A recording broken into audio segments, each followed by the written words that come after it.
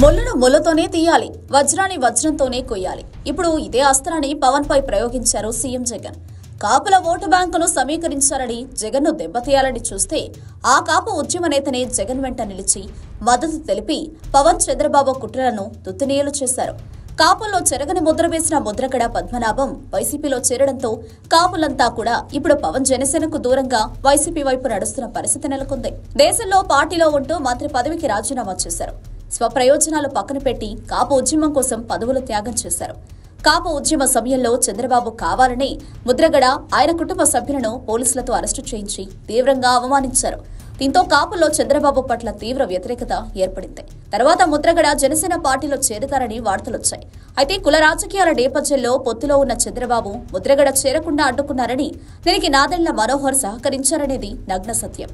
అయితే తాడేపల్లిగూడెం సభలో పవన్ కళ్యాణ్ కాపు ఉద్యమ సారథులైన ముద్రగడ పద్మనాభం, చేగుండి హరిరామ జోగయ్యలను పరోక్షంగా కామెంట్ చేయడంపై కాపులో తీవ్ర నిరసన వ్యక్తమైంది.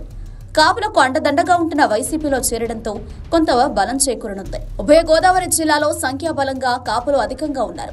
ఉమ్మడి గోదావరి జిల్లాలో 34 స్థానాల్లో కాపుల ప్రాబల్యం ఎక్కువగా ఉంది. పద్మనాభం చేరికతో పార్టీకి బలం పెరగనుంది. ఆది నుండి సీఎం వైఎస్ జగన్ కాపులకు వెన్నుదన్నుగా ఉంటూ వస్తున్నారు. పాదయాత్ర సమయంలోనే కాపులకు రిజర్వేషన్ ఇవ్వడం సాంకేతికంగా సాధ్యం కాదని తేల్చి చెప్పారు. కానీ చంద్రబాబు రిజర్వేషన్ సాధ్యం కాదని తెలిసినా ఇస్తానని మోసం చేశారు. అలాగే కాపు నేస్తం అందించి కాపు సామాజిక వర్గంలో ఆర్థికంగా వెనుకబడిన వారికి చేయూతనిచ్చారు. అలాగే దాదాపు 2 ఎంపీ స్థానాలు, 19 ఎమ్మెల్యే స్థానాలను కాపు అభ్యర్థులకు కేటాయించారు.